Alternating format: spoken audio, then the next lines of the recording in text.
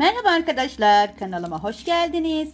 Evet sevgili arkadaşlarım, bugün sizlere bugünlerde ihtiyacımız olan, bağışıklık sistemimizi güçlendiren, bizi hastalıklara karşı koruyan, ayrıca kuru öksürüğü şıp diye kesen, sindirimi de kolaylaştıran, zehirli toksinleri üstümüzden, vücudumuzdan atan bir kürle merhaba demek istedim. Çok basit, aslında güzel de bir kür içebilene.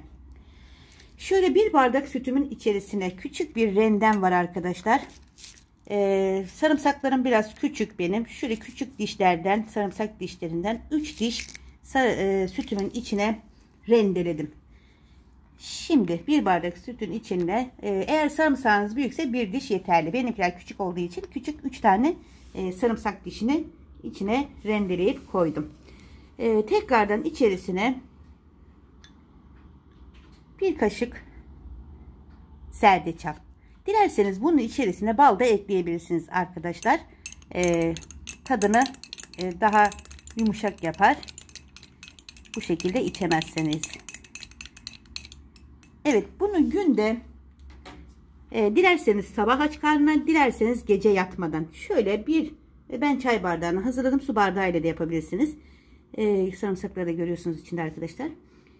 Bir bardak gece yatmadan ya da sabah kahvaltıdan önce, ben gece yatmadan içiyorum.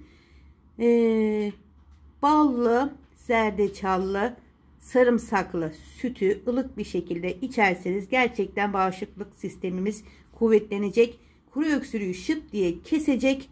Arkadaşlar kabızlığı gideren, sindirimi güçlendiren bir içecek bu. Denemenizi tavsiye ederim. Çok sağlıklı bir kür sevgili arkadaşlarım. Lütfen bu geceden deneyin, başlayın. Küçük bir uyarı: süte alerjiniz var ise ya da zerdeçala kullanmayın ya da daha dikkatli olunuz. Görüşürüz sevgili arkadaşlarım. Sağlıcakla kalın. Beni Instagram hesabımdan da takip ederseniz çok mutlu olurum. Görüşürüz.